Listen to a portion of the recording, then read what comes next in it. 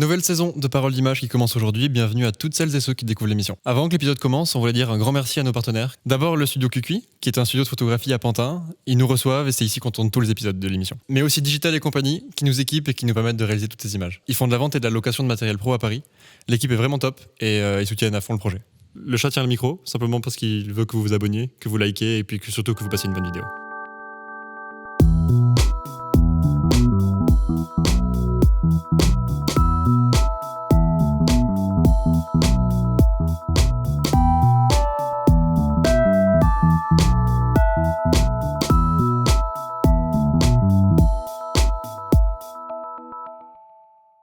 Toujours un plaisir de commencer cette émission. Aujourd'hui, on va parler de photographie, de portrait, on va parler d'inspiration, de créativité, on va parler de réalisation aussi. Préparez-vous, vous qui êtes chez vous, à avoir un épisode un petit peu Inception, puisqu'on est dans une émission sur Internet.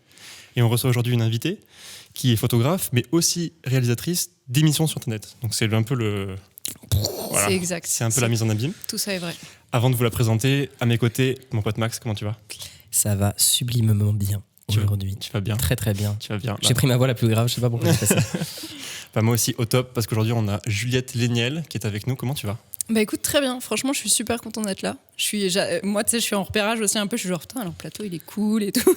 Genre, t'es en espionnage industriel là ? Clairement, 100%. C'est vrai que t'as pris des photos avant de venir, quand t'es arrivé. Je suis avec mon tel, vous m'avez pas vu. Puis tout à l'heure, je fais des petites stories, mais c'est pas des stories en fait. T'avais un petit stylo espion qui prenait des photos, je t'ai vu, t'étais comme ça. Trop loin. Elle a fait des croquis. Ouais, généralement, c'est toujours. Enfin, il va trop loin. Oui. Ah, mais parfait, moi j'adore ça. Il faut que tu me regardes et que tu me. Non, ok, discrètement en tout cas. Non, franchement, je suis trop contente d'être là. C'est cool de m'avoir invité, merci. On est trop contents. Bienvenue à la maison. T'es chez toi ici. Trop bien. J'aimerais qu'on parle de photos pour commencer. Allez. Et t'as récemment fait une apparition chez Focus On, un podcast qui est vachement chouette et dans lequel tu détailles vachement ton parcours. D'abord un peu par défaut, tu as fait du droit, tu m'arrêtes si je me trompe, puis tu t'es dirigé vers le journalisme pour être un peu témoin et passeuse entre l'événement et les lecteurs et le public. Et puis la photo, tu y es arrivé petit à petit, en faisant un peu de radio entre-temps. Donc vraiment un parcours avec plein de virages. C'est vrai que dit comme ça, d'un coup, ça a vraiment très peu de sens. Mais... Non, c'est trop cool, avec plein de virages. C'est vrai. Et quand on voit ton compte Insta et toutes tes inspi, on voit beaucoup de portraits. On peut s'attendre, tu sais, si tu fais un virage vers la photo, à avoir du journalisme ou à avoir des choses un peu témoins. Plus informatif, ouais. Comment ça se fait que c'est le portrait qui a retenu ton œil et que c'est ça que tu fasses maintenant ? Bah honnêtement, ça s'est pas du tout fait d'un coup. C'est pas genre je suis sortie de journalisme et je me suis dit je vais faire des portraits de gens. C'est vraiment il m'a fallu, enfin c'est un vrai parcours, tu vois. Genre je pense que au début, tu l'as dit, ce qui m'a amené vers la photo, c'est ma formation. Je faisais en fait de la photo témoin, tu vois. Et le portrait est arrivé parce qu'en fait c'est une évolution, je pense naturelle, où d'abord tu vas aller dans quelque chose que d'autres ont créé pour toi. Donc le festival, par exemple, qui sont des setups où toi, t'es témoin et t'as rien à faire.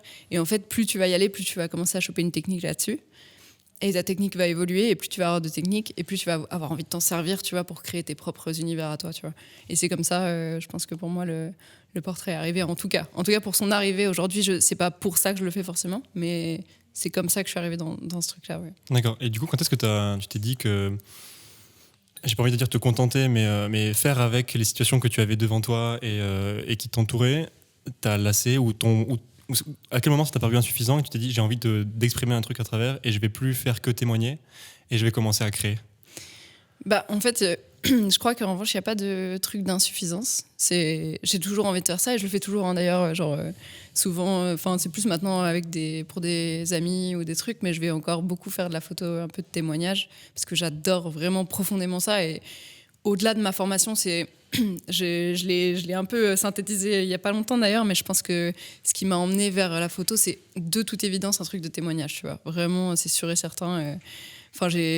Je pense que ce qui m'a influencé le plus dans la photo, c'est ce avec quoi j'ai grandi, j'y repensais là, c'est les magazines National Geographic, tu vois. Okay. Et à quel point ces images étaient implantées dans mon cerveau et je les trouvais tellement importantes et tellement marquantes. Et je crois que j'ai vite fait l'association que ces images de témoignage, ce qui me marquait le plus dedans, c'est les émotions, tu vois.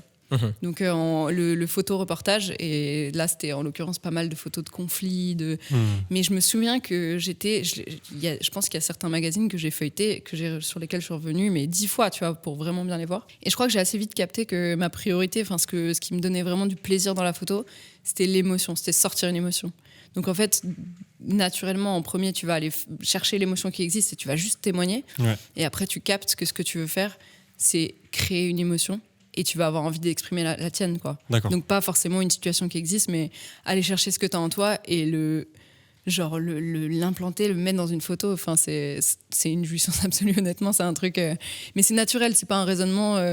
c'est un mélange de raisonnement conscient et de trucs où tu es dirigé par des événements et des choses et ça te donne une trajectoire et ça t'amène vers quelque chose. Et en l'occurrence, pour le portrait, moi, c'était ça, quoi. Et puis c'est un bon exemple, National Geographic, parce que de mémoire, il y a aussi des très bons portraits dans National Geographic. Énorme. C'est pas que des paysages auxquels on pourrait s'attendre. Et même, en fait, oui, parce que moi, je pense à ça, c'est plus photoreportage que pur paysage. Parce que pour le coup, je l'ai fait aussi, j'ai été photographe de voyage, mais s'il n'y a pas d'humain dedans, moi, je suis toujours un peu...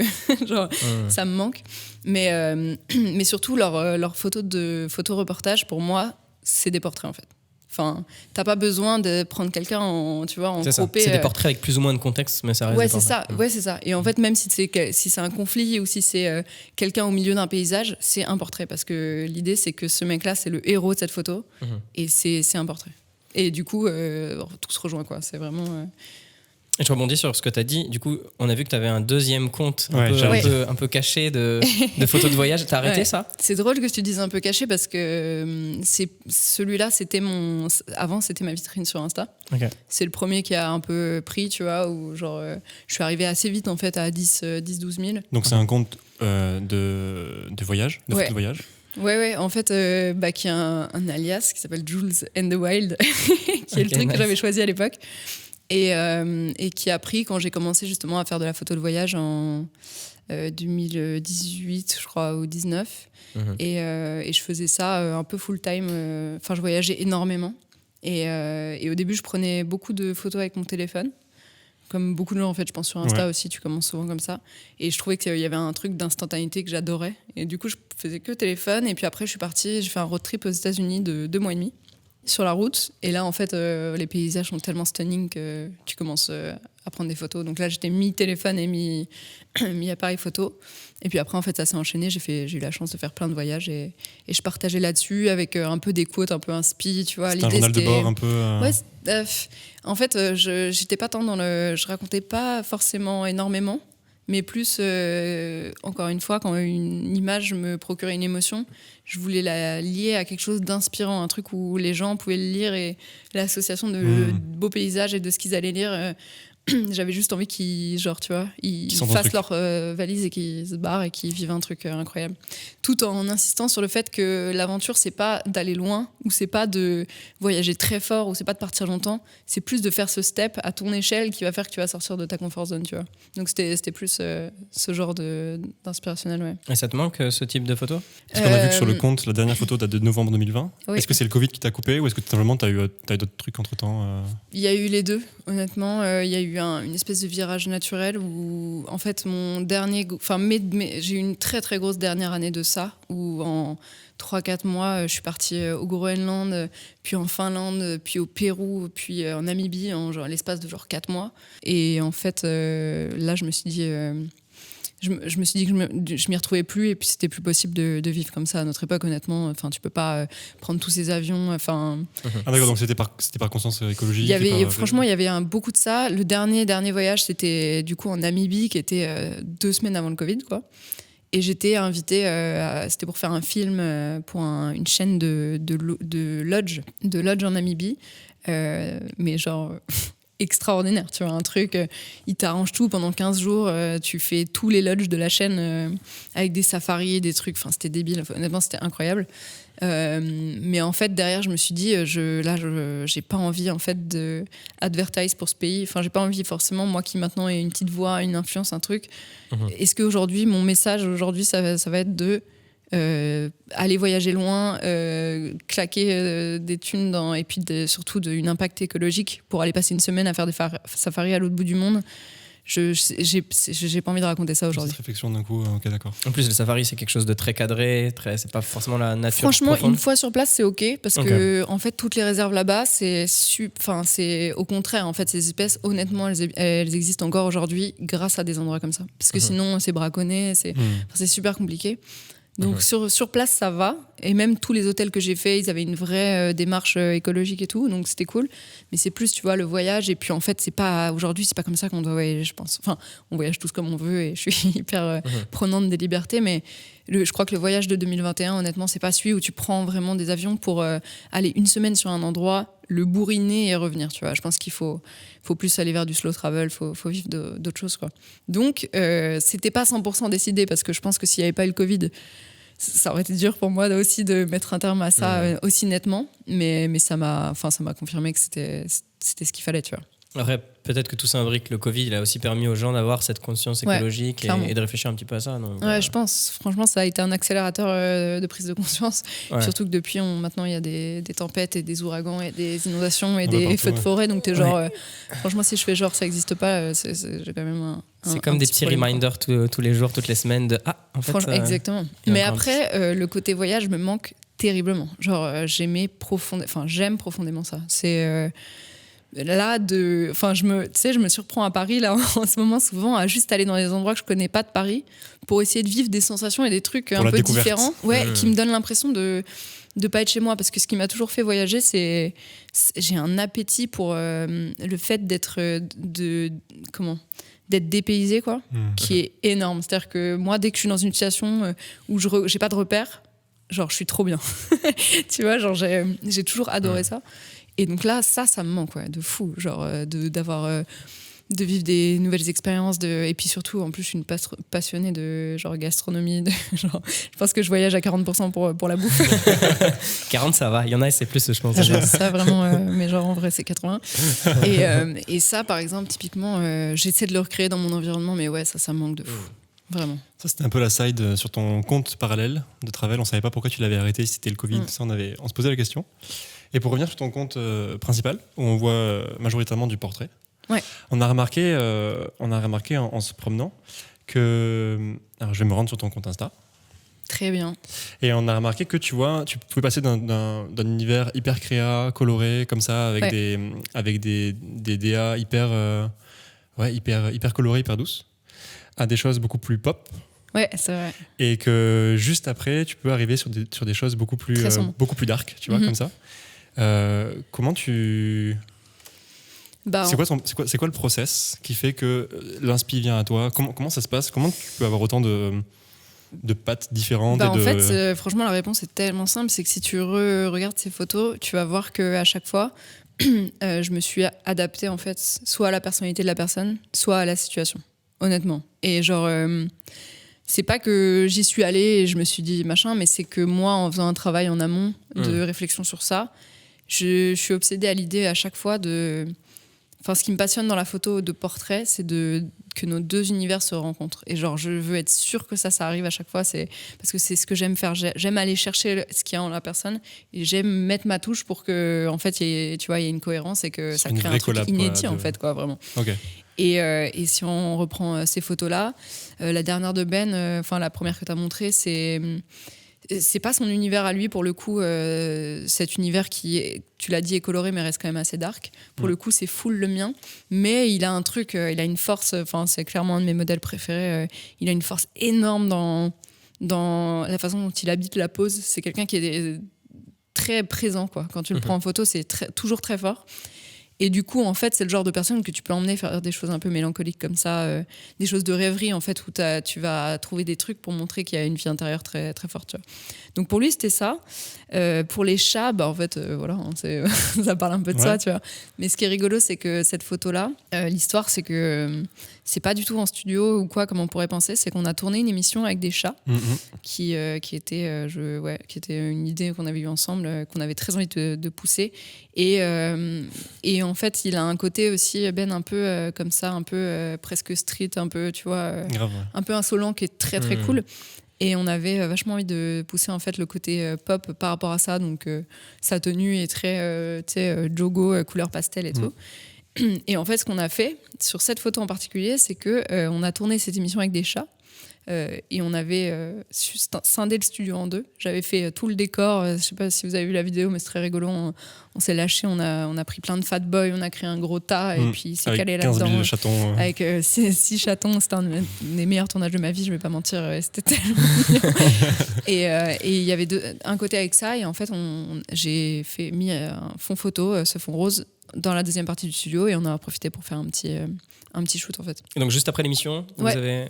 Dans la foulée. Okay. Donc c'est un peu de l'impro en fait là. Bah c'est de l'anticipation dans le sens où j'ai le mis décor. un studio photo, Okay, mais je me suis dit on va avoir ces chats, on va avoir le truc, on va avoir le mood, profitons-en pour faire un peu de photos quoi. Et du coup oui, c'est assez improvisé finalement. Et puis c'est simplissime, hein. C'est vraiment lumière continue.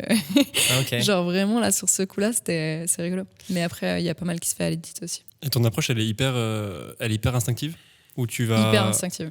D'accord. C'est full, mais... Donc tu pars pas avec tes croquis, tes maquettes en te disant avec cette personne, elle a telle personnalité, tel inspire, on va faire ça dans la chambre avec telle lumière, telle fumée, tel machin. Ça oui, mais c'est à l'instinct, 100%. Enfin, mais c'est terrible, hein. C'est un truc où j'essaie un peu pas de lutter, mais j'essaie maintenant de level up de ça, parce que ça fait un peu peur en fait. C'est ce que j'allais dire, est-ce que ça te fout pas une pression, le fait de te dire je compte sur ma créativité du moment? Après quand j'y vais, je suis prête, tu vois. Okay. Mais en revanche...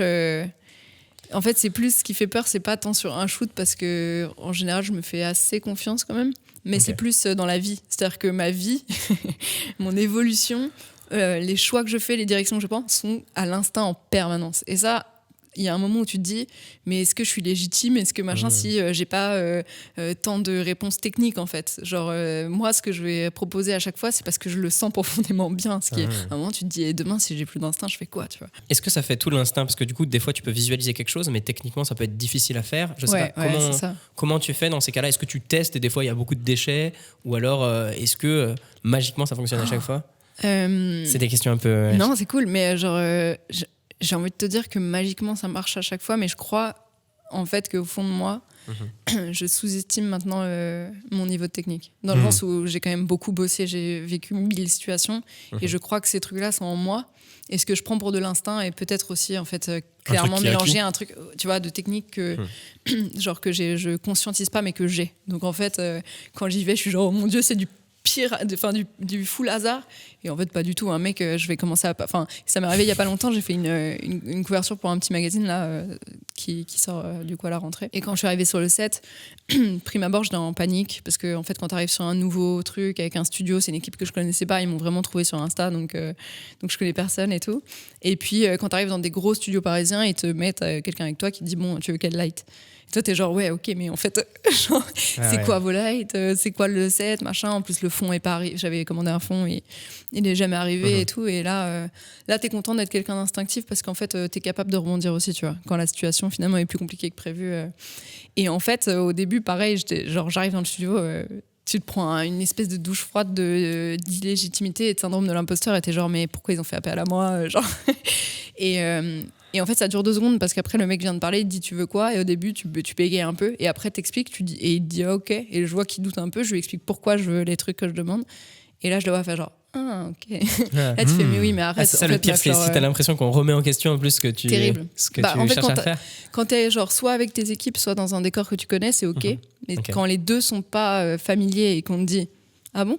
Tu fais genre non, je rigole, vas-y, dis-moi ce que c'est quoi en fait, genre toi tu perds la face d'un coup quoi. Mec, genre t'as tellement envie de dire fais mes lumières, c'est ok. Mais en fait pas du tout. En fait, en parlant avec le gars au début, il doutait un peu, et puis une personne, il y a 2 personnes du studio qui sont venues, et puis 3, et puis c'était genre ah ok, donc là t'as mis une douche, pourquoi? Et je lui dis bah écoute, voilà, à l'époque je bossais dans les cosmétiques, ça m'a appris ci ça sur des textures et des trucs, donc je pense qu'on va mettre une douche. Et genre j'ai jamais vu et tout. Au début c'était du jamais vu de doute, et après c'est du j'ai jamais vu de, comme moi tout à l'heure avec son petit téléphone il prend des photos. Ah ouais. Et ça s'est super bien passé, et je suis trop contente de cette séance. Mais voilà, et puis ça on en parlera peut-être plus tard, mais c'est pour ça aussi qu'il faut sortir de sa comfort zone, c'est trop important, parce qu'en fait c'est là où tu prends des step-up de fou. Tu dis que pardon, j'ai pas du tout dit ça hein. À aucun moment.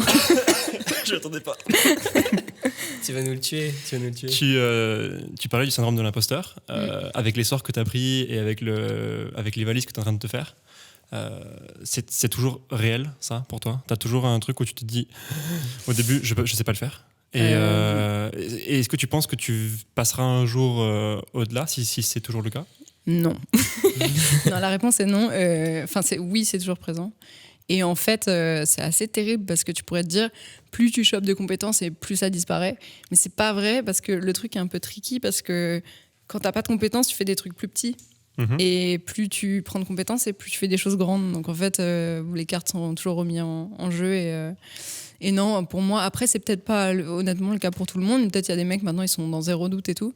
Moi, c'est vrai qu'en plus, tu l'as dit, une de mes caractéristiques, c'est que je suis hyper polyvalente. C'est-à-dire que je vais pas forcément expertiser un domaine. Jamais, mais je l'ai jamais fait, tu vois. C'est plus genre, ce que j'ai pris longtemps pour un défaut et maintenant je commence à accepter que c'est une qualité, c'est que je suis touche à tout et que je suis à l'aise dans plein de trucs et que je vais adorer me pencher sur le truc sur lequel je suis dans le moment. Mais ça veut aussi dire qu'en fait à chaque truc je suis remise en question par moi-même en introspection de mes meufs, pourquoi t'as dit oui, tu vois.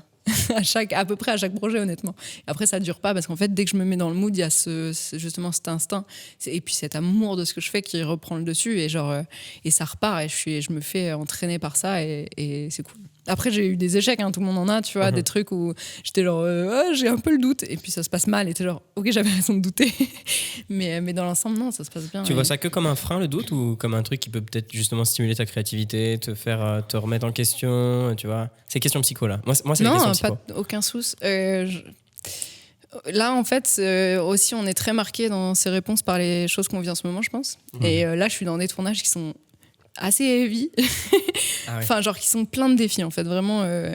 Et plein de remises en question. Et dans ce moment-là, je suis genre, là, c'est un peu un bois. Genre, je préférerais avancer tête légère et être tout le temps, tu vois, foncer dans le truc sans me poser de questions. Mais après, oui, dans une vision globale, évidemment, je pense que c'est aussi ce qui fait que je m'en sors dans cette polyvalence, c'est que à force de tout, tu vois, réfléchir un peu sur tout, ça m'a permis de progresser dans chacune de ces choses. Donc en soi, c'est probablement une chose positive. Il vaut mieux. Non, mais vraiment. Et puis, en fait, ça m'amuse. Je me rends compte que dans le moment où je le vis, c'est un peu, tu vois, c'est un peu dur et c'est un peu intense. Ça peut être un peu intense. Mais après, je suis toujours, je m'éclate en fait à faire ça. J'adore tout remettre en question. J'adore. Je fais ça aussi pour ça, quoi.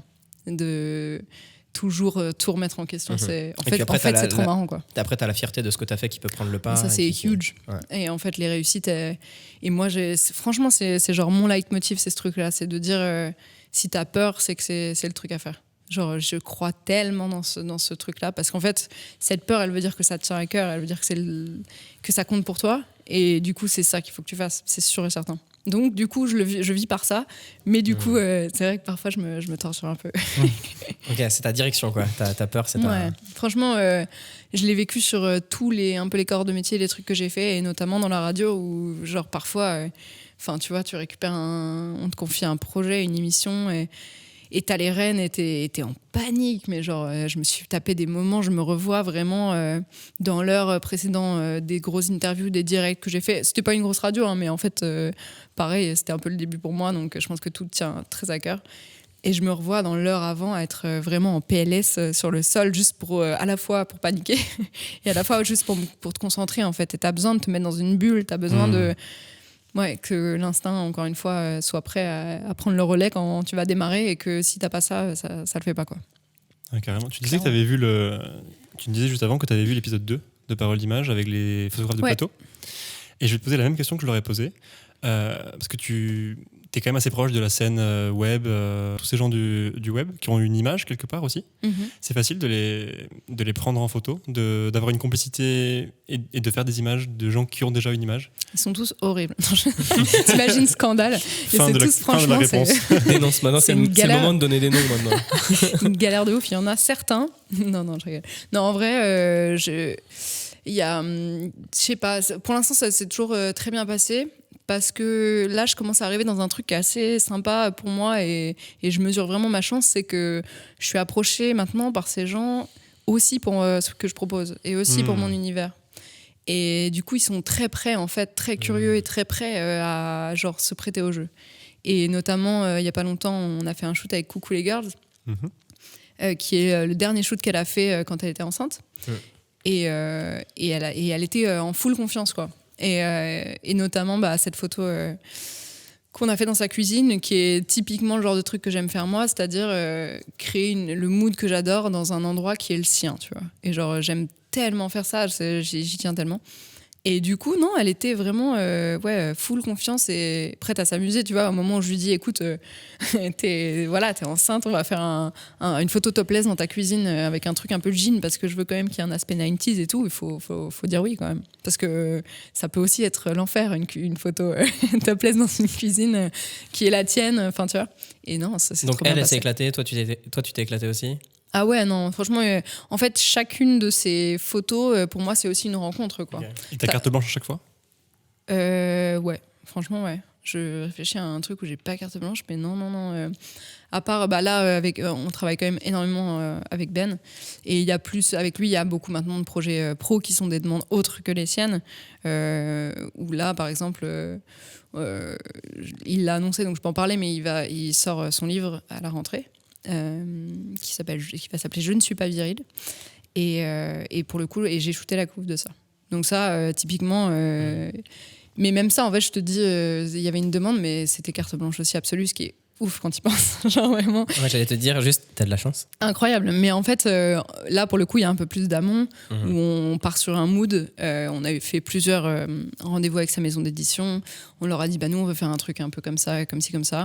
Et ils nous ont validé tout, en fait. Ils sont partis aussi dans notre univers. Et puis, comme on bosse déjà pas mal ensemble, lui et moi, c'était un peu décidé...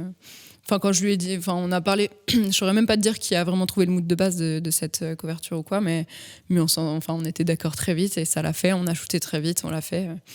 Voilà, là, elle est en boîte et j'ai trop hâte que ça sorte. Mais oui, non, sortir une couverture d'un bouquin comme ça, honnêtement, c'est assez incroyable. Et puis, pas mal carte blanche, quoi. C'est chouette, c'est la liberté totale. C'est dingue.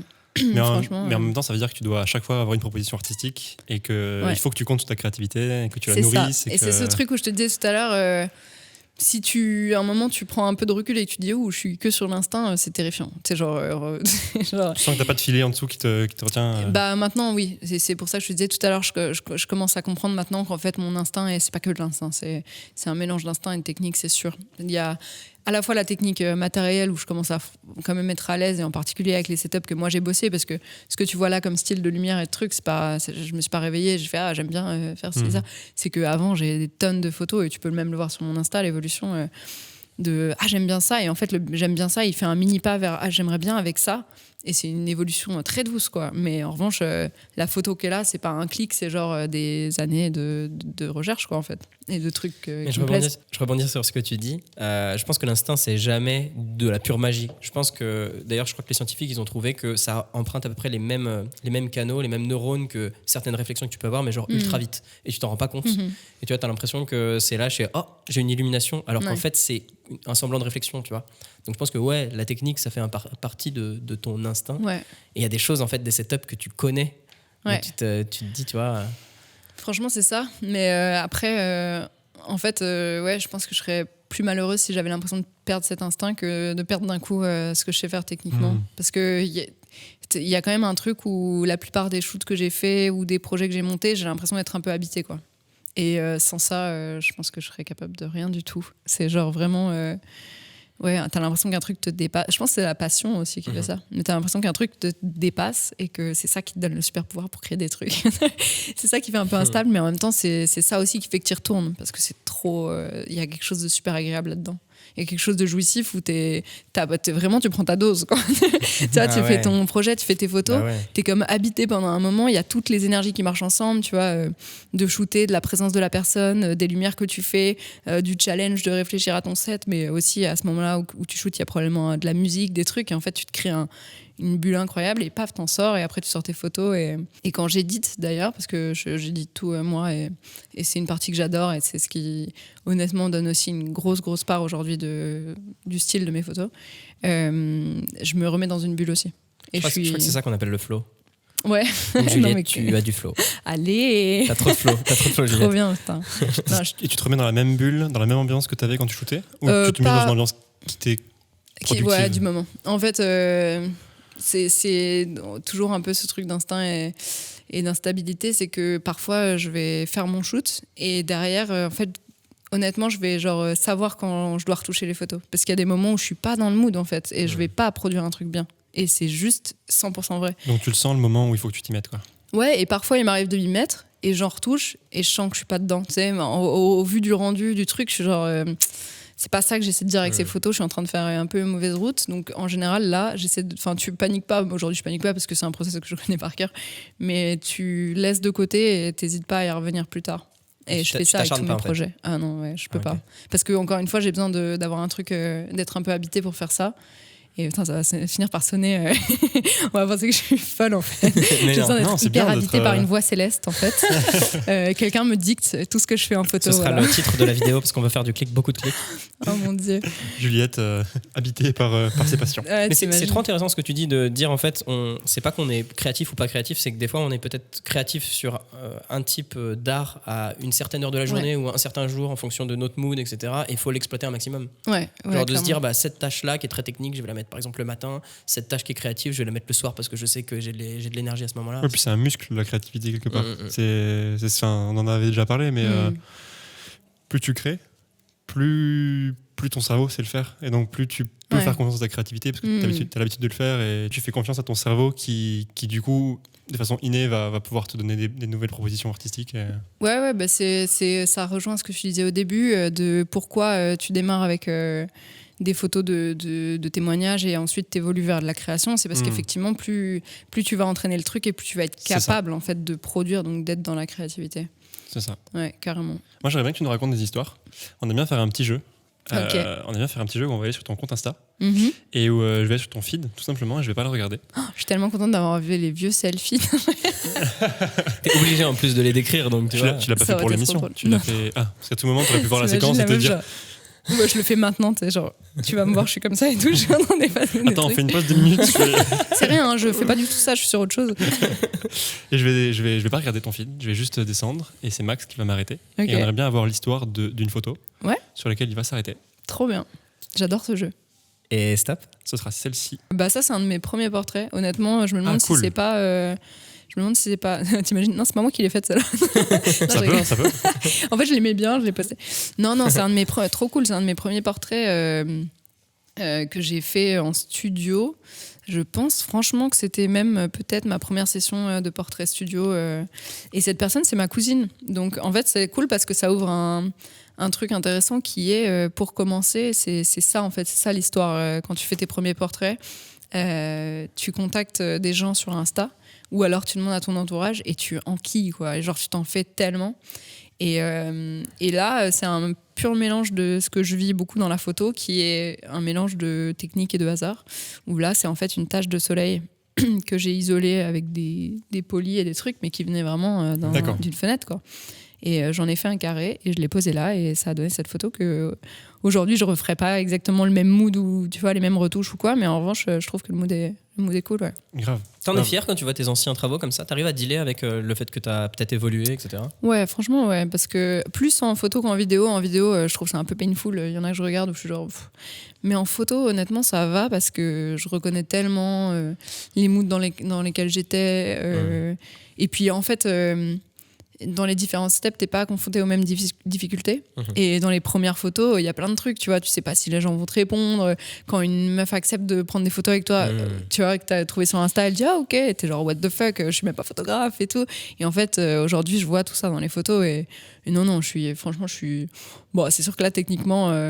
mais je sais pas, en fait, je respecte toujours l'émotion que j'ai voulu donner avec et c'est ça, comme c'est ça que je vois surtout et dans les photos, mais comme quand je vois des photos de quelqu'un d'autre, je vais pas me dire waouh, techniquement le bâtard, enfin ça arrive mais c'est plus rare, c'est plus genre waouh, il m'a fait ressentir un truc et si je revois ça dans mes autres photos, c'est ok, du coup j'en suis fière. Ta démarche elle a pas changé d'1 millimètre depuis? C'est ton expérience qui a changé ou est-ce que ta démarche elle a changé? Est-ce que la Juliette en studio à ce moment-là, c'est drôle, c'était la même?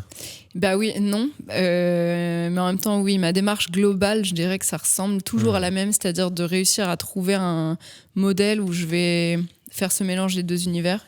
Et je sais que moi, j'essaie d'exprimer un truc sur moi terrible, mais du coup, c'est la partie non de cette réponse, c'est que à chaque fois que je shoot, je suis différente. Et je sais pas d'exprimer la même chose. Là, par exemple, je me souviens qu'il y avait une intensité parce que probablement à ce moment-là, je devais vivre un truc, tu vois, un peu difficile ou une période de ma vie un peu dark, un peu. Et là, je sais pas du tout d'exprimer les mêmes choses que quand je suis hyper heureuse et que tout se passe bien. Et dans ce cas, je vais peut-être être plus artistique. Quand je suis plus dans le dark, je suis genre, il faut que cette modèle dise un truc, tu vois, genre hyper heavy, que la vie, genre machin, un peu plus rock'n'roll, tu vois. Donc en fait. Je suis différente sur chaque cliché. Ouais. T'as l'impression qu'il y a des cycles là-dedans ou t'as l'impression que t'as des périodes dark et t'es punk et genre d'un coup tu remontes sur un truc très... Ouais. Et en fait, je vais pas l'exprimer. Enfin, il y a des cycles à la fois sur l'intention et sur le mood, mais il y a des cycles du coup aussi sur le média. Comme je fais de la vidéo et de la photo, je sais que l'année dernière, par exemple, j'ai fait une grosse session de shoot de portraits avec des particuliers. Chose que je fais maintenant peu. En fait, je l'ai fait beaucoup au début avec des modèles amateurs et tout. Et en fait, maintenant, je fais surtout des artistes, des gens qui produisent des choses et tout. Et là, en fait, j'ai proposé, j'ai fait une espèce de jeu concours et j'ai proposé à des gens de s'inscrire et s'ils voulaient. Et mec, il y a eu tellement de demandes. Et cool. J'en revenais pas. Je disais, mais c'est trop bizarre, je suis qui, tu vois. Et en fait, trop cool. Il y a eu pas mal de gens qui se sont présentés. Et en décembre, du moment où j'ai fait ça, donc décembre dernier, il y a eu énormément de participation et du coup, j'en ai fait beaucoup. C'est-à-dire que j'en faisais 2 à 3 par jour. Pendant... Ouais. T'en as fait trop, tu penses ? Eh ben, honnêtement, un peu. Okay. Et genre, en fait, je l'ai fait sur 2 sessions. Une première en décembre et une autre en janvier, où j'ai fait, du coup, on va dire 5 jours, où à chaque fois, j'en avais 2, parfois 3. Et à la fin, j'étais éclatée. Je m'étais dit, comme objectif de shoot de particulier, d'être sûre que chaque personne avait un truc différent d'une autre personne. Enfin, pour moi, c'était hors de question de faire à la chaîne et que les gens arrivent et je les mets devant un fond de telle couleur et c'est parti. Ça défile, quoi. Ouais. Et du coup, je m'étais mis ce défi qui est assez rigolo de me dire, la personne arrive, on parle 15 minutes, on prend un café et j'essaie de comprendre qui c'est et on part vers ce truc-là. Tu te donnes 15 minutes pour cerner la personne en un café et après, on essaie de faire une direction artistique. Franchement, ouais. 100%. Cool. Là, tu travailles encore plus ta créativité instantanée. Ah bah là, j'étais partie pour prendre cher de fou parce que c'est beaucoup de concentration, c'est beaucoup de... Ouais, j'ai envie de dire d'ouverture d'esprit, mais pas dans le sens d'acceptation, mais plus d'ouverture il faut que tout capter, quoi. Tu vois. Et du coup, je m'étais dit ça, je m'étais dit, chaque personne, je veux capter qui c'est. Et en fait, c'est drôle parce que là, quand on en parle, je revois un peu les personnes et je revois vraiment leur personnalité, quoi. Et ça, je pense que ça a bien marché. En fait, il y a 2 aspects pour capter qui est la personne. C'est la première de présentation, mais qui est plus un truc où la personne va... tu vas projeter un truc. Et en fait, quand tu fais la première photo, tu as la personne réellement telle qu'elle est, quoi, parce qu'elle est à découvert. Et donc, en fait, tu vas te servir de cette présentation autour d'un café, puis de ce truc de première photo pour comprendre qui elle est et trouver le savant mélange pour aller chercher sa personnalité, shooter qui elle est et en même temps la déplacer juste un petit peu pour qu'elle vive un truc où elle sort de sa comfort zone, tu vois. Donc, autant dire qu'à la fin de la semaine, j'étais... éclaté. Mais éclaté à 100%. Et en fait, de poncer à ce point-là mon environnement, c'est-à-dire de profiter de ce studio pour essayer de créer des milliers de décors, genre de lumière, de trucs, d'utiliser tous les fonds et tout. À la fin, en fait, je supportais plus mes photos. Ah ouais. Par exemple.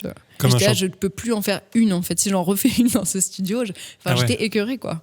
Alors que j'adore toutes les photos que j'ai fait avec les personnes, mais juste à la fin, T'as fait un mini burn-out de studio, quoi. Un petit rejet, en fait, de cet environnement. De ça y est, quoi. J'ai tout fait ce qui était possible de faire dedans. Mais j'ai progressé sur les 2 semaines que j'ai faites. C'était délirant parce qu'il y a plein de trucs. Ah oui, parce que ce qui était le plus crevant, c'était de capter qui était la personne et tout, mais aussi de shooter avec des gens qui ne sont pas des professionnels. Moi, c'est ce que je préfère parce que j'adore montrer un truc authentique et c'est aussi pour ça que j'adorais le photojournalisme. J'aime, il faut qu'il y ait une notion de vérité dedans, sinon ça me plaît pas. Donc j'adore, mais en même temps, c'est des gens qui savent pas poser. Et il y en a qui n'ont pas confiance en eux, beaucoup d'ailleurs, parce qu'il y en a beaucoup qui venaient aussi pour ça, pour retrouver de la confiance. Et ça me touche. Enfin, pour moi, c'était un cadeau absolu. Mais du coup, c'est beaucoup d'efforts de direction.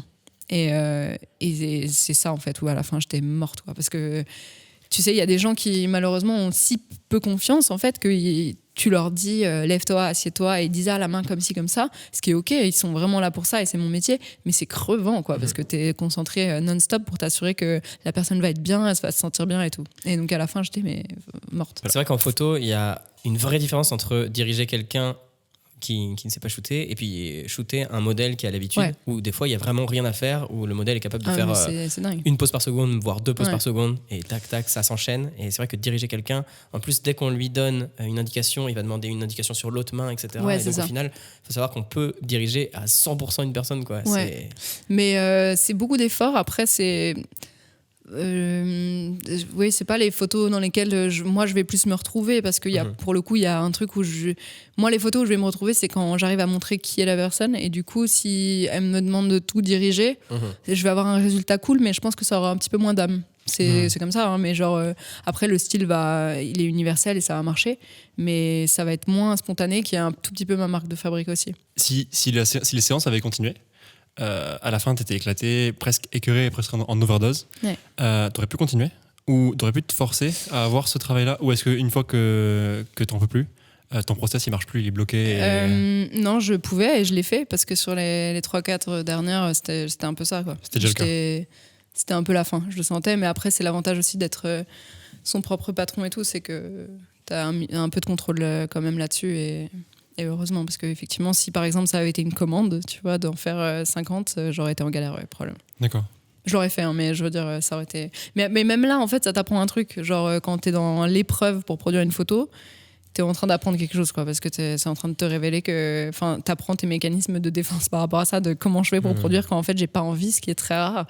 Et c'est une leçon énorme. Donc, ça, c'est un des autres trucs que j'aime dans ce métier et dans la façon dont j'essaie de diriger un petit peu ma vie, c'est d'être sûr que j'apprends toujours un truc. C'est un peu mon obsession. On a beaucoup parlé de photos jusqu'à présent. Il faut savoir que nous, on t'a découvert après avoir découvert Ben Never. Et c'est en regardant les formats de Ben qu'on a commencé à le suivre et à découvrir que tu étais dans son équipe en tant que réalisatrice. Comment tu l'as rencontré, et comment tu pourrais expliquer ton rôle dans son équipe et dans tous ces formats? Je l'ai rencontré en fait justement quand je l'ai pris en photo. Où on a fait une collab hyper spontanée juste avant le confinement numéro 1. Et déjà, c'est une séance qui s'est vraiment très bien passée. Enfin, c'est quelqu'un, honnêtement, à shooter qui est vraiment passionnant, parce qu'il est directement très riche, quoi.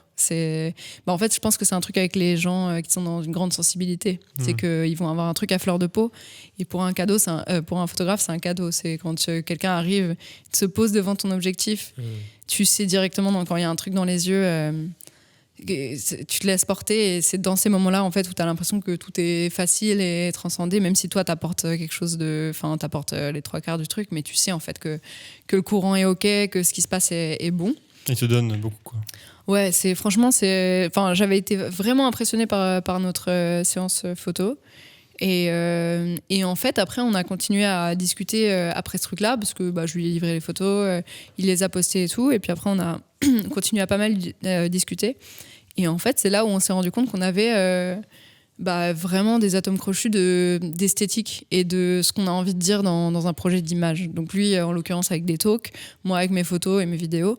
Mais je pense que la fibre qui nous a reliés directement, c'est qu'on est justement, et lui a ce gros point commun aussi avec moi, de recherche de vérité, quoi, de témoignage. Genre, on adore ça profondément l'un et l'autre, on le montre avec chacun nos médias, mais on s'entend trop bien là-dessus.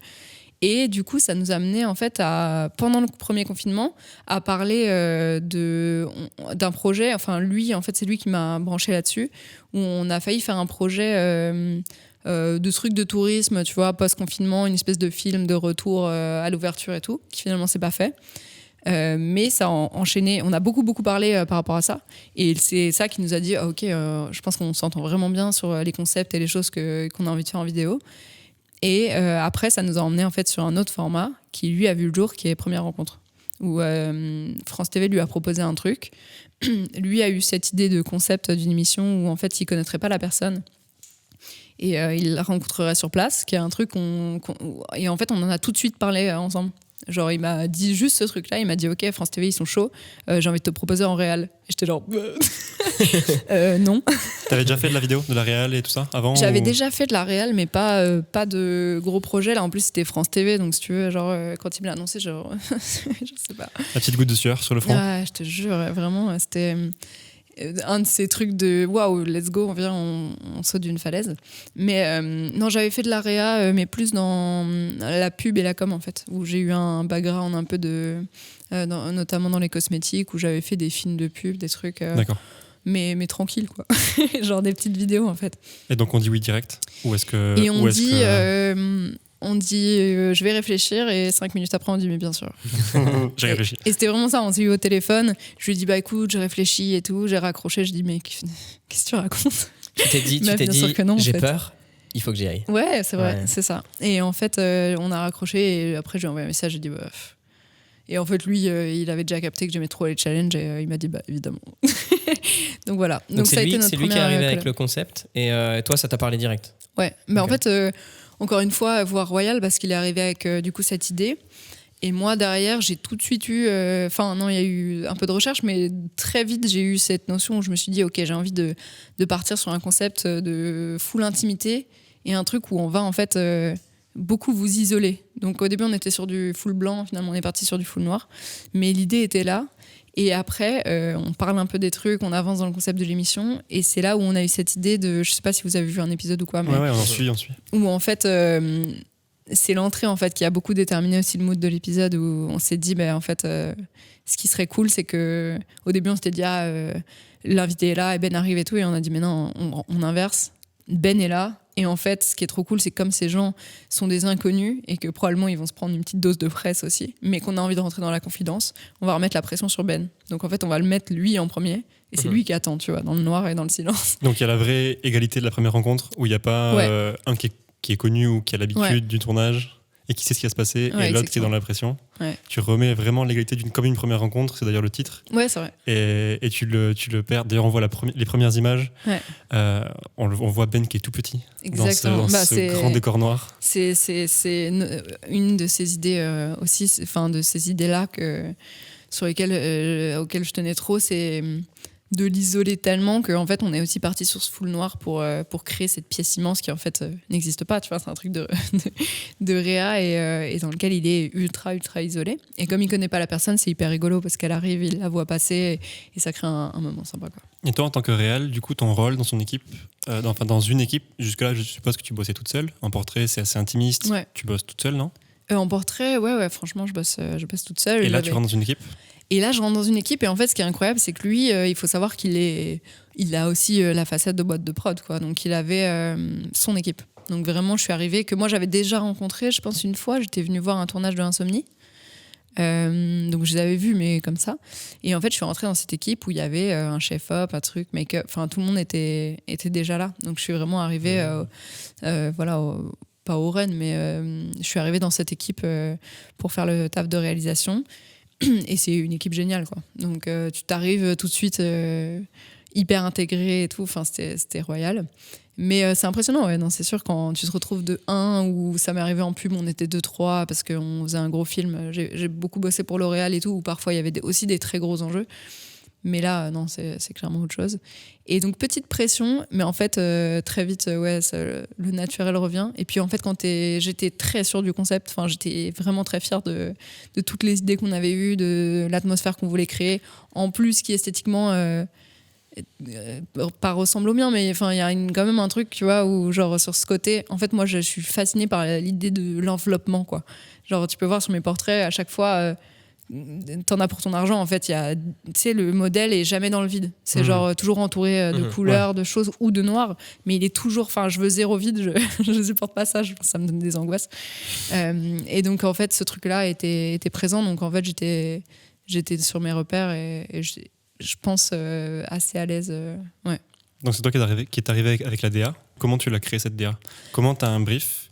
Tu connais l'émission, tu connais le pitch, tu connais l'ambiance et le mood que Ben ou qu'un producteur veut réaliser. Et toi, on te demande du coup la DA que tu vas mettre en place. On me dit démerde-toi. Non, mais en fait, ça a été beaucoup de discussions avec Ben. C'est là où, quand il a trouvé le concept, j'ai commencé à dire on pourrait partir sur ci, ça. Lui a dû suggérer aussi des choses de son côté. Et puis, c'est vraiment une discussion, un dialogue à deux. Et après, en fait, de là, tu crées un mood board que j'ai fait avec à la fois, je sais pas, tu mets l'équipe, les inspirations, mais aussi les choses vers lesquelles tu veux tendre. Et en particulier, moi, c'est ça sur lequel j'essaie très vite de briefer les clients ou les gens qui me demandent des choses, c'est sur quel genre d'émotion ça va donner, en fait. Ce que ça va faire ressentir. Et là, avec cet isolement, ce truc dans le noir et ce mystère et cette arrivée, ça y est, quoi, on avait le mood. Et après, sur le format, je pense que c'est peut-être France TV. Après, c'est des discussions avec le diffuseur, donc en l'occurrence France TV, de dire ça va être un 15 minutes et tout ça, c'est plus des détails un peu. Et après, on parle d'une équipe de combien à peu près pour première rencontre, par exemple ? C'est une grosse équipe ? Ouais, en fait, sur les formats France TV de Ben, Insomnie aussi, c'est plutôt des plus grosses équipes. C'est-à-dire que tu vas avoir, il y avait moi, une assistante réelle, un chef de prod, une maquilleuse, un régisseur. Il y avait un gars aussi en cam volante, il y avait un chef-op. Donc en fait, ça monte, au final, ça monte vite. T'as entre les 5 et 10 quoi quand même. Ouais, je pense, sur première rencontre, on était une dizaine, ouais. Et puis là, on avait en plus un casteur parce que Ben ne connaissait pas les invités. Donc si tu veux, il nous fallait un mec indépendant qui trouve des gens bien, qui peuvent marcher dans l'histoire et où on savait que Ben accrocherait au truc, ce qui est quand même aussi une belle pression, quoi. C'est exactement ce que j'allais te dire, c'est que j'ai l'impression que le casting c'est déterminant pour première rencontre parce que c'est vraiment la personne que va rencontrer Ben, c'est au centre de tout, quoi. Ouais, c'était le point clé de cette émission. Et puis ce qui est terrible, c'est qu'en fait l'histoire ne fait pas la qualité du truc. C'est-à-dire que tu peux avoir une très bonne histoire et un intervenant qui, pour une raison X ou Y, va pas amener l'émotion que tu voulais. Ça peut arriver. Donc là, c'était quand même en amont avec ce fameux casteur Edouard qui a fait un super boulot d'appeler les gens et de comprendre dans quel mood ils sont, tu vois, de s'assurer qu'il n'y en a pas qui sont là pour de la promo ou des trucs, et puis vraiment un travail de cleanage là-dessus, d'être sûr que ça va être organique et réel, parce que c'est ça qui fonctionne dans l'émotion forcément, quoi. Je t'avoue que c'est réussi parce que hier on s'est revu l'épisode j'avais 1% de chance de survivre. Axel, terrible. Et on a pris une grosse claque. Donc, moi je l'avais déjà vu, mais c'est... Ah non, mais Axel, c'est une rencontre et on se parle beaucoup. Il écrit encore beaucoup à Ben, souvent. C'est génial ça. Parce que notamment, la dernière fois, il est allé chez le médecin et la nana l'a reconnu et tout. Genre, vous n'êtes pas le mec c'est fou. Ah ouais, non. Et lui, il est... Enfin, c'est le diamant d'innocence, quoi. Genre, c'est une personne extraordinaire, vraiment. Et du coup, j'en ai des chills d'en parler parce qu'il nous a tous bouleversés, quoi. Tout le monde pleurait dans le studio. Enfin, c'était terrible. Mais c'est ce qu'on voulait exactement, en fait, sur Première Rencontre. C'est un truc fort, une histoire forte, mais pour autant pas négative, pas pessimiste. Plus un truc d'espoir, en fait, et un truc qui va inspirer les gens. Ouais, et quelque part, on s'est fait la réflexion que la DA et la réalisation, en fait, elle a une part hyper importante. C'est-à-dire que tu mets Axel ou quelqu'un qui vient se livrer comme ça sur un plateau beaucoup plus clair, beaucoup plus télé, mis en avant avec des projecteurs partout, et tu lui tends un micro, style raconte ton histoire. Ça fait beaucoup plus voyeur et le message il passe vraiment pas de la même façon. Et on s'est dit que vraiment, cette précision dans la manière dont tu habilles le contenu pour que le contenu soit mis en avant de façon jolie, mais sans que le visuel prenne le dessus. Enfin, que c'est un... Ouais, c'est important ce que tu dis là, parce que le fait que le visuel prenne pas le dessus, parce que évidemment c'est pas ton intention. T'as beau créer un univers très riche, t'as pas envie que les gens regardent en disant c'est joli, tu vois. Enfin, c'est pas du tout le but non plus. Donc c'est cool, c'est cool que ça t'ait fait cette impression-là. Mais en fait, ce qui est rigolo, c'est que on imagine que tu vas faire cette DA pour l'aspect visuel derrière et que les gens vont trouver ça cool, et c'est vrai. Mais aussi, il y a tout un mood où si tu crées ça, il y a la bonne séquence aussi qui va se passer sur le plateau. Et ça, c'est pas un truc auquel les gens vont penser parce que c'est vraiment un truc de coulisses, quoi.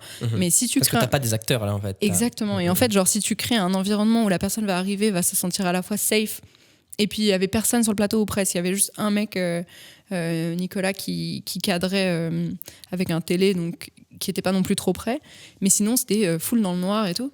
Et tu sais que tu vas pas du tout avoir le même résultat, tu vas pas avoir la même intimité si tu le fais autrement. Et ce qui est rigolo, c'est que moi, c'est un truc auquel je crois, mais c'est quelque chose que Ben développe, lui, depuis super longtemps. Parce que une des raisons de son succès, du succès de Insomnie, son autre format où il est allongé dans un lit ou parle à quelqu'un, c'est qu'il crée, et moi j'ai assisté au tournage, un truc où la personne arrive, se met limite en pyjama, se cale, et a envie de raconter sa life, tu vois. Et c'est un truc que Ben a très très bien capté, c'est très bien faire. Et du coup, on a collaboré là-dessus super facilement. Donc pour Première Rencontre, ton but, est-ce que c'était de mettre l'invité à l'aise et Ben mal à l'aise ? Ouais, c'est vrai, un peu. C'est pas facile. Non, surtout que c'est un grand professionnel, donc en fait pour le mettre mal à l'aise, il faut un peu y aller. Mais il était pas mal à l'aise. En fait, ce qui est cool, c'est que c'est l'inconnu. Mais comme on en parlait tout à l'heure, quand tu es prêt un peu à sauter dans le vide ou quand tu vas faire un projet où tu as besoin d'avoir de l'instinct, c'est cool de faire un warm-up, de faire un truc qui va te placer dans un état d'esprit qui est le bon. Et là, en fait, même pour lui, en fait, d'attendre dans le noir que le mec arrive, ça lui fait monter la pression. Mais c'est pas, tu vois, trop mal à l'aise. C'est plus, je sais pas où je vais et quand c'est là, ça va être fort, quoi. Ça permet d'avoir le ton juste pour passer le bon message. Ouais, et surtout avec la catchphrase, en fait, où il lit, il est genre, ok, bon. Ouais. Et ça part en discussion, mais... Pour ceux qui n'auraient pas vu, du coup, il est tout seul dans un studio, au milieu de ce noir un peu étouffant, où on voit le titre Première rencontre, et lui tout petit dans ce noir absolu. Une personne passe devant lui, qu'il ne connaît pas, s'assoit, tire une carte sur laquelle il y a, en une phrase, un gros titre de l'histoire. Qui résume son histoire, en gros. Voilà. Et après, le format consiste en... le format après permet à la personne de développer son histoire et à Ben de s'intéresser. Ouais. Est-ce que on sait qu'en vidéo, il y a plein de contraintes. La lumière, l'espace, le son, l'acoustique, il y a le côté humain. T'en parlais, il faut que l'invité se sente à l'aise. Mm-hmm. Est-ce qu'il y a des DA que tu peux avoir en tant que réal, des idées parce que tu laisses libre cours à ton imagination et à ta créativité, sur lesquelles la technique te rattrape, où les contraintes et les obligations te rattrapent, et au final, tu dois faire évoluer ton projet. Ouais. Et est-ce que c'est frustrant si ça arrive, tu vois, de devoir avoir cette résilience-là de mon idée, ma proposition artistique et le produit fini? En fait, ouais, c'est sûr. Moi, en vrai, honnêtement, si je pouvais m'affranchir de la technique, tu vois, genre ça m'amuse pas spécialement de devoir craquer les codes, d'être sûr que j'ai la bonne cam et de m'assurer que la lumière est de telle manière. Moi, ce que j'aime, c'est le résultat. Donc c'est vrai que je suis pas là-dessus, je suis pas une grosse technicienne. Enfin, c'est pas le challenge qui m'amuse en premier, celui de la technique.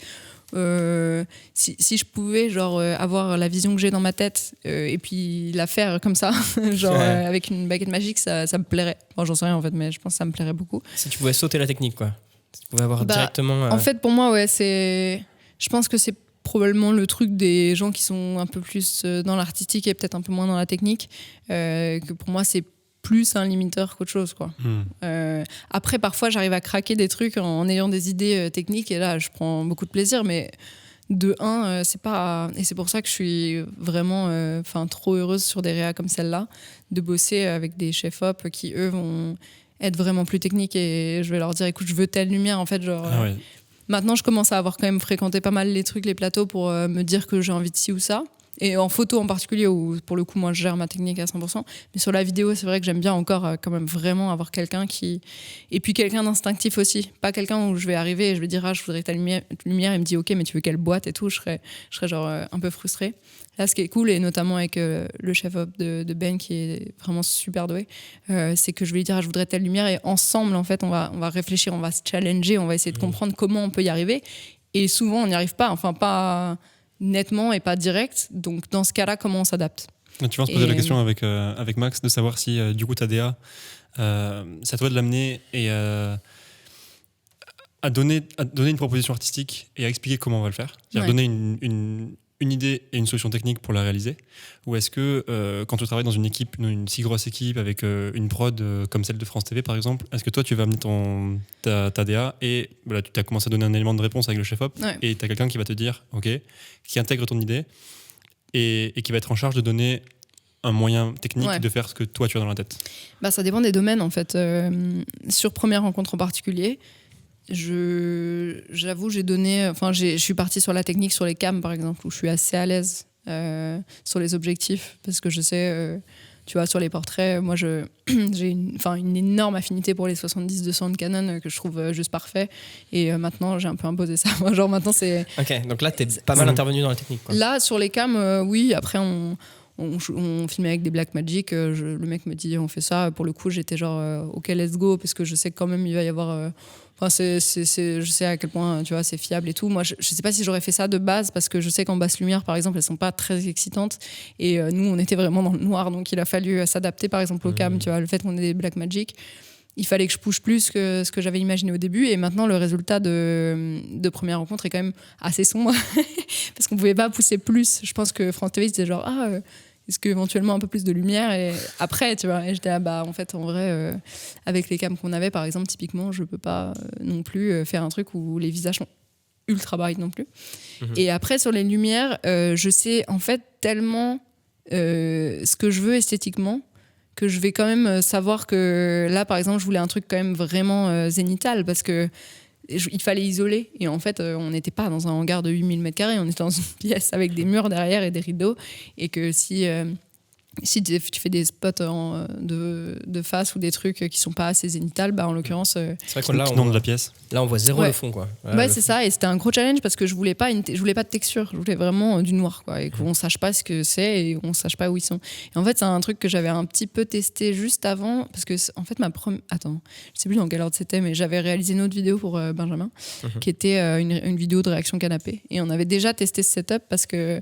Mais ça, tu vois, c'est le fruit d'accident parce qu'en fait, cette vidéo canapé, on devait la faire dans un studio trop cool qui était bleu, un peu ambiance appart et tout, et ça collait bien. Et la veille à 23h, on nous dit on s'est planté, désolé, en fait le studio est pas dispo. Okay, et ciao. Là tu fais j'avais 3 guests plus Ben et tout, et on faisait cette vidéo. Et en plus c'était un film pour une marque de fringues qui avait commandé ça, tout était ok, quoi. Et vraiment, je te jure, à 23h, on nous dit oh non, faites pas, désolé, on s'est trompé, le studio est pas dispo, c'est dead. Et donc, en fait, c'est là, typiquement, où tu parlais de est-ce que la technique va te freiner ou quoi. Là, c'est l'exemple parfait où, de base, j'avais une réaction canapé dans un appart avec un mur bleu, avec des trucs. Et j'ai dit, on peut pas avoir ça. Donc, je leur ai dit, on a quel studio disponible ? Ils nous disent celui-là. Et on avait des fonds verts, des trucs. Et puis celui-là qui était full noir. Et là, on s'est dit, en fait, tant pis, on change. Et il faut être capable de switcher complètement ton mental et d'abandonner ta vision que tu avais de DA de cette vidéo qui était un peu cool pop et tout. Et on est parti du coup sur un full noir et pareil, très isolé. Et on s'est dit, ça va être plus marrant, on va vraiment poser le canapé au milieu de rien. Et puis on a fait, c'est à ce moment-là où on a fait, c'est pour ça que je parlais de ça, on a fait cette lumière zénithale qui isole beaucoup aussi, qui met ce canapé en disant il y aura pas de contexte, mais ça va être stylé, ça va pas être pop, mais ça va être plus stylé, et ça a été influencé pas mal de vidéos derrière finalement. Du coup, ça répond exactement à ta question de est-ce que le concept peut évoluer et il peut y avoir pas que de la frustration derrière finalement. Si ton concept il évolue et que derrière t'es fier du résultat. Ouais, au final, j'aime bien l'identité que ça a créé pour cette vidéo là. Et puis ça, je te dis, ça a donné le ton. Je pense que ça nous a donné aussi des éléments de réponse sur d'autres vidéos qu'on a fait derrière où on s'est un peu aidé de ce truc. Donc finalement, c'était utile et sympa. Mais c'est un mood qu'on a fait un petit peu sur une autre émission qui s'appelle La Vérité. J'allais te demander, c'est toi La Vérité aussi ? Ouais. J'allais juste te poser la question maintenant. Ouais, c'est moi qui ai réalisé La Vérité. Et pareil, en fait, celui-là, c'est cool parce que on l'a encore plus poussé de se dire on va aller à la rencontre de mon univers à moi. Parce que dans le mood board en fait, de ce projet-là, j'ai mis que des inspi de mes photos. Tu peux le pitcher en 3 secondes, peut-être pour ceux qui n'auraient pas vu ? La Vérité, c'est encore un petit concept donc, de Ben, qui est qu'il est en face d'un invité où on s'était dit... En fait, c'est très rigolo parce que c'est vraiment un mix entre ce qu'il va faire dans Insomnie et ce qu'il a fait dans Première Rencontre. C'est-à-dire que ça va être une interview intime avec quelqu'un qui a un peu d'exposition, qui n'est pas un 100% inconnu, mais en revanche avec l'idée de raconter une histoire comme dans Première Rencontre. Donc vraiment, on a fait un peu le bébé des deux. Et il est en face d'une personne et ils ont 2 jeux de cartes entre deux, et chacun tire une question et répond à sa propre question. C'est-à-dire que Ben, il va lire comment tu t'appelles et il dit je m'appelle Ben, tu vois. Donc on a trouvé des questions un tout petit peu mieux que ça. Quelle est ta couleur préférée, par exemple ? Quelle est ta couleur préférée ? Ouais, quelle est ta couleur préférée ? C'est nul comme question, personne ne demanderait ça. Et du coup, chacun répond à une question. Et en fait, ça, c'était l'idée de Ben, qui est, je trouve, vraiment cool, de dire qu'on redistribue les cartes, justement, et de dire c'est pas une interview dans un sens, c'est un échange. Et en fait, chacun est challengé sur une question qu'il tire dans le jeu au hasard. Sur son expérience à lui. Et en fait, ça donne une discussion hyper équilibrée et c'est super cool. Et en DA, on est parti sur encore un truc d'isolement. C'est un peu en train de devenir matoche, on va pas se mentir. Pareil, pas mal dans le noir, mais en ramenant des couleurs cette fois. On voulait pas faire un truc aussi solennel que Première Rencontre. L'idée, c'était de mettre quand même une petite touche d'un truc de couleur qui va te sortir un peu de ça, qui va faire que, enfin, c'est dur à expliquer, mais remettre un peu plus de lumière déjà, de mémoire. Et puis un peu plus d'identité en fait aussi, une petite touche de ce sera les couleurs de l'émission. Et moi j'avais dit aux gars, bah écoutez, j'ai montré le mood board avec mes photos qui étaient les photos que je fais avec des projecteurs. Qui sont en fait où le mec est là, et j'en ai fait avec Ben notamment, et le projecteur passe derrière et tu balances de la fumée et puis ça donne cet univers un peu étrange. Donc là on a mis de la fumée à fond d'ailleurs, mais c'est un élément qui est tellement dur à contrôler sur une émission que ça a été un peu un challenge, mais c'était assez rigolo, et je leur avais dit que ça m'intéressait de partir sur les couleurs que j'aime bien associer, à savoir le bleu et orange, et on est parti sur ça. Et tu vois déjà que la DA elle colle au... Enfin, tu parles d'une DA qui se ressemble entre Première Rencontre et La Vérité, mais quand tu vois La Vérité, tu as un face-à-face hyper égalitaire, avec ses tabourets hauts et ils se font face. Ils peuvent pas se passer à côté quand ils sont vraiment en face. Ouais, mais c'est très... franchement, ça me touche beaucoup que tu remarques ce truc-là, parce que ça paraît être un détail, mais ce truc d'être face-face, et parce qu'en général, dans les émissions, tu fais un léger décalage pour qu'on ait vraiment les deux personnes de face. Là, on a dit, on assume full profil, mais en revanche, sur les contres, on va aller faire un truc où je vais placer la cam, en fait, qui est en face de la personne, le plus près possible de la personne qui est en face de lui, pour qu'on ait presque un face-face. Là où d'habitude, tu vas avoir plus un truc incliné, donc tu n'auras pas un vrai face sur le large. Et sur les comptes, tu vas avoir plus presque un profil, tu vas avoir un tracard. Là, c'était vraiment, on joue le profil sur le large, et en revanche, sur les contres, on va aller chercher une intimité, un truc très vrai de presque face, quoi. Ouais, du coup, tu as vraiment un face-à-face dans La Vérité, tandis que sur Première Rencontre, tu sens qu'il n'y a pas un pied d'égalité. Tu sens que quelqu'un vient et que Ben écoute, en fait. Ouais, bien sûr. Et donc, visuellement, tu dis que les prods se ressemblent, mais sur l'efficacité, ça joue beaucoup, quoi. Ouais, et puis non, c'est vrai que il y a un truc visuel un peu en commun, mais en soi, les enjeux sont pas du tout les mêmes, quoi.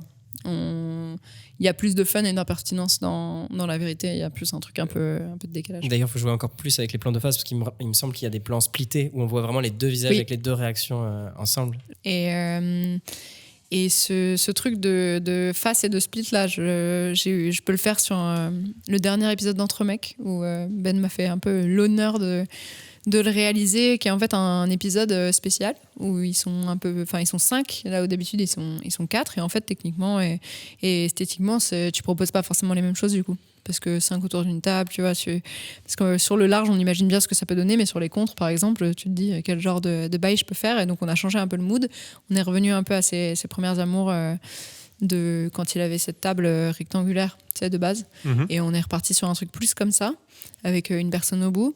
Et puis surtout des petites tentatives encore une fois, la meuf genre est obsédée, mais de plus isoler les personnes. Donc en fait on a des vrais plans, des vrais gros plans sur chaque personne, et donc on a joué plus ce truc là avec un peu isoler encore plus, c'est-à-dire avoir moins d'éléments de décor et plus de noir et de jeu avec des lumières, et voilà. Donc fini le fond vert à l'arrière.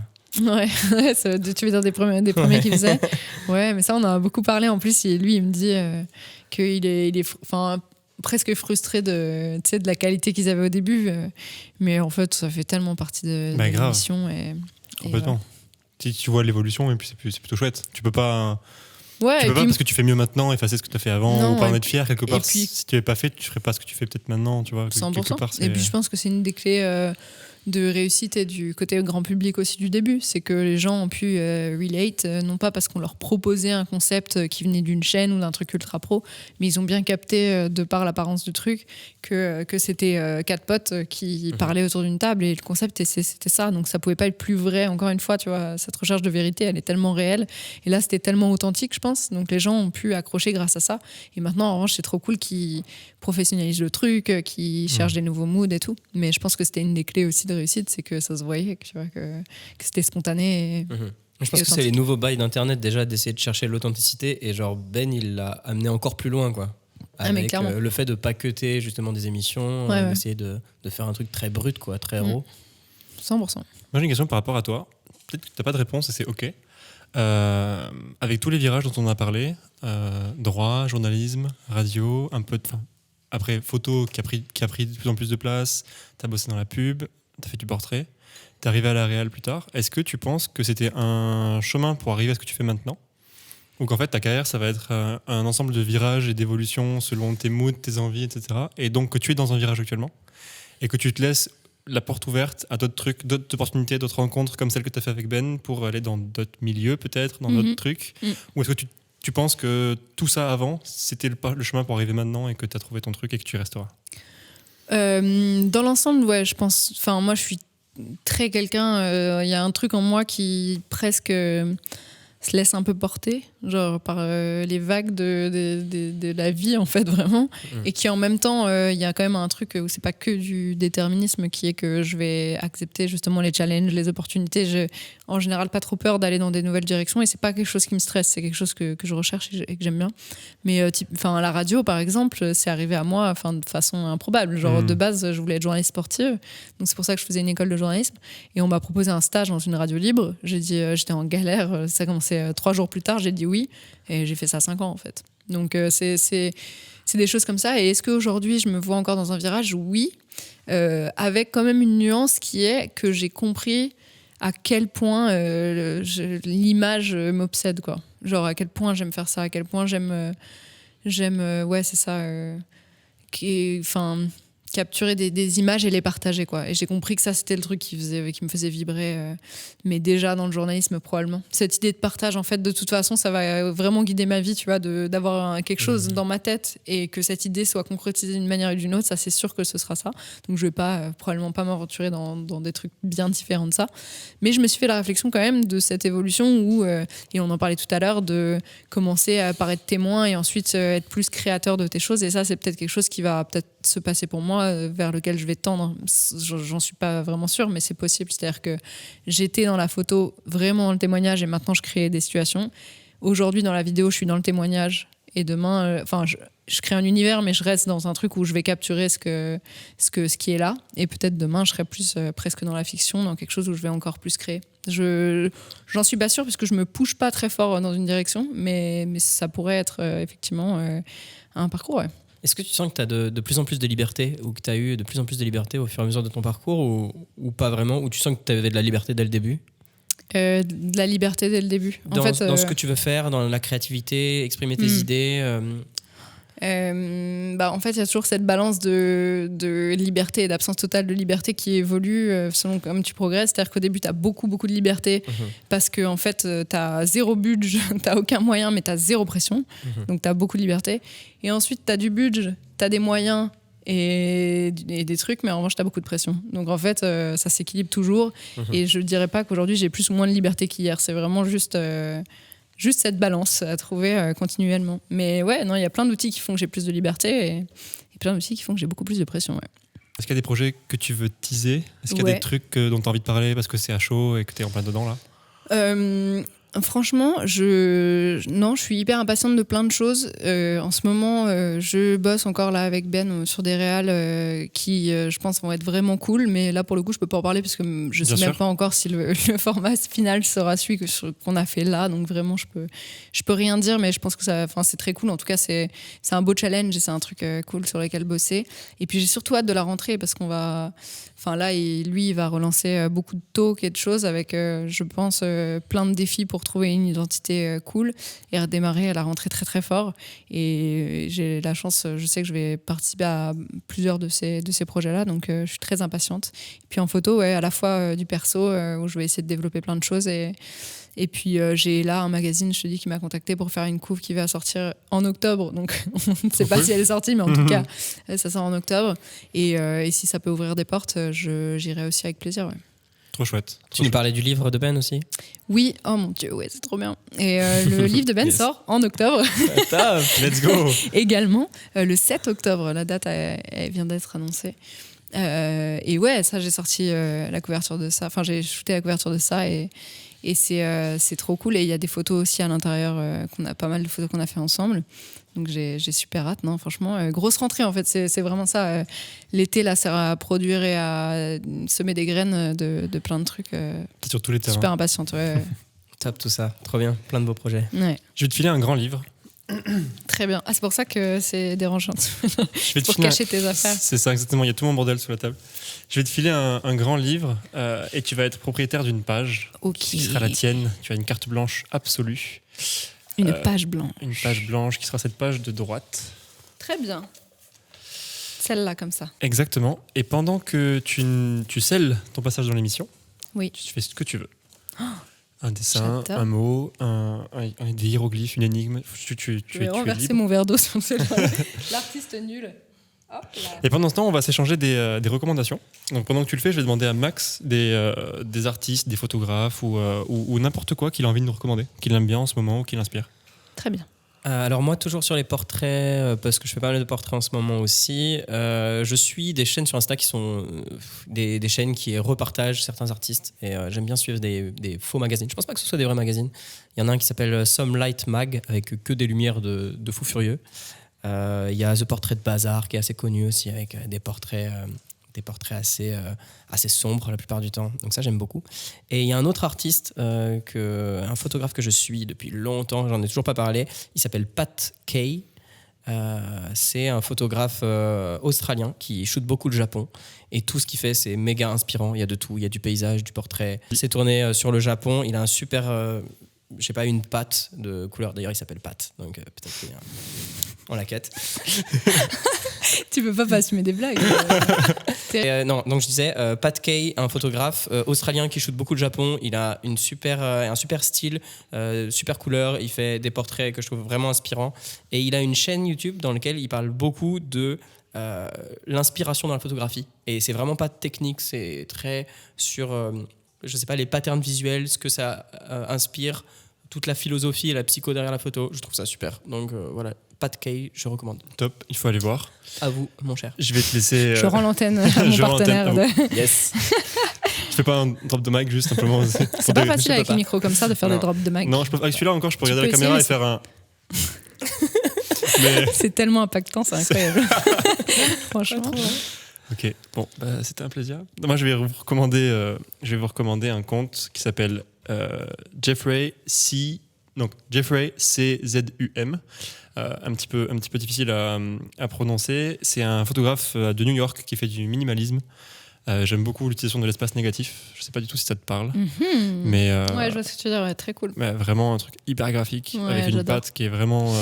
Mais tu vois, cette notion d'absence de vide, c'est trop cool. Hein. C'est hyper rare d'utiliser si peu du cadre, mais en fait, c'est très plein. Et j'ai vu que quand t'as vu le crayon noir, t'étais déçu. Tu t'attendais peut-être à une trousse complète. Non, c'est parce que je l'ai attrapé. J'ai pas vu qu'il n'y avait plus le bouchon. Donc je l'ai vraiment attrapé par la pointe. T'as bugué. Non, la meuf juge et tout. Genre, c'est ça, super. Et bien votre concept, ça fait plaisir. C'est vraiment dit, putain, je reviendrai, je vais recommander cette émission à des amis. Hein. Non, c'est trop bien. Moi, je m'amuse beaucoup. Je pourrais rester toute la journée. Wow. Putain, c'est vrai, tu y avais la... Merci. C'est incroyable. J'espère qu'il reste un peu d'interview parce que là, j'en ai pour un moment. Incroyable. Ne fais pas ta conclusion. J'espère que tu as beaucoup de recommandations, surtout parce que c'est ce qui va... Ah, c'est à moi là ouais. Putain, vous préparez et moi, genre, vous me dites rien et après, je dois dire des trucs intelligents. On te lance dans le grand bain. Alors, il y a un compte qui s'appelle Juliette Léniel sur Instagram. Grave, pas mal. Grave. Non, attends. Tu sais quoi, t'es la première à faire ta promo dans cette séquence. Vraiment, les autres, ils n'y ont pas pensé. Ouais. T'es sérieux ou pas? Parce que je pensais vraiment que t'allais me dire tout le monde fait cette vanne. Non, je te jure, pour le coup. T'as raison. Alors, les gens qui nous regardent sur YouTube l'auront déjà vu. Mais pour les gens qui nous écoutent sur Spotify, Deezer, etc. et qui ne nous voient pas, malheureusement, c'est bien de le rappeler. Bah écoute, oui, mon compte Instagram est très sympa. Parce qu'il faut que je dise des amis. Attends, tu fais des big up. Non, en vrai, si vraiment je suis honnête et une page, donc si on est sur, du coup je parle d'Insta, mais une page qui ne me déçoit jamais et qui est vraiment juste un truc, c'est de repartage de photos, en l'occurrence. Mais c'est la page Time to Behave, qui, ils me foutent une claque à chaque truc, quoi. Et c'est super rare parce que souvent ils tombent souvent dans le... Enfin, tu vas forcément avoir un photographe qui n'a pas ton style à toi ou un truc. Là, à chaque photo, je suis genre, allez bâtard. C'est trop bien. Donc c'est vraiment, si vous voulez scroller un peu sur Insta, ça et les lolcats, c'est vraiment la vie. Mais Time to Behave, je te rejoins totalement parce que tout à l'heure j'ai cité des magazines et je pense que celui-là c'est un des premiers que j'ai commencé à suivre. Et il n'y a pas que de l'esthétique, quoi, genre le fond de la photo. En fait c'est ça, c'est qu'ils n'ont pas juste fait un truc de hashtag esthétique, tu vois, ils ont fait un truc où ça te touche. Et c'est fort, en fait, je trouve, de faire ça. Donc ce truc-là, moi, c'est vrai que j'ai tendance à y passer du temps et à me dire, waouh, c'est bien fait. C'est un bon... Donc c'est pas une personne en particulier, mais ils ont des bons choix, ouais. Trop chouette. Et en général, ce genre de compte, c'est trop bien pour aller chercher des inspi. Ouais. Puisque tu as plein d'artistes différents et c'est vraiment toujours différent. Trop en plus, là, pour le coup, ils cherchent pas forcément que le fil soit homogène, tu vois. Donc c'est surtout les idées qui priment. Et moi, j'ai découvert pas mal d'artistes avec cette page aussi. Après, je les suis, tu vois. Ouais, c'est ça que ça sert. Oh, t'as des paillettes. Ouais, mais elles sont pas collantes, donc ça va pas le faire. Mais je suis une gamine, j'adore. Regarde comme elle s'éclate. Mais ça tient pas ton truc. Non, tu veux de la colle? Sur toi, ça va tenir, je pense. Ouais, de ouf. Okay. Tu sais, tu vas avoir le plan après où le truc il est toujours blanc et moi j'en ai plein la gueule. Si tu veux, on fait ça, moi je suis chaud. C'est de la colle. Oh là là, Bien l'enfer. sûr que c'est de la colle. Hop. Alors. Attends, tu le mets sur le magazine ou sur les paillettes? Non, sur le magazine. Sur le Regarde, je vais faire un truc hyper indécis. Tu vas mettre des paillettes. Ah, elle va souligner en paillettes. N'hésite pas à spoiler, en tout cas, hein, vraiment. C'était un grand plaisir. On va te laisser terminer ce podcast avec tes gommettes. Merci. C'est gentil. Nous, on s'en va et on te laisse finir le podcast. Merci, en tout cas, merci Juliette, on s'est trop marré. Ouais, bah, bonne journée à vous, je reste là. Alors. Très bien. Hop. Attends. Oh, bah voilà. Ça, c'est bien. Mais. Oh. J'en mets partout. Ça va être beau, je suis tellement refaite. Je te jure, t'as des paillettes pour les 3 semaines qui restent d'émission. Là. Putain, mais c'est incroyable comme t'arrives toujours avec des objets de nulle part comme ça. C'est fou de faire ça. Et c'est immonde. Pile ce qu'on voulait.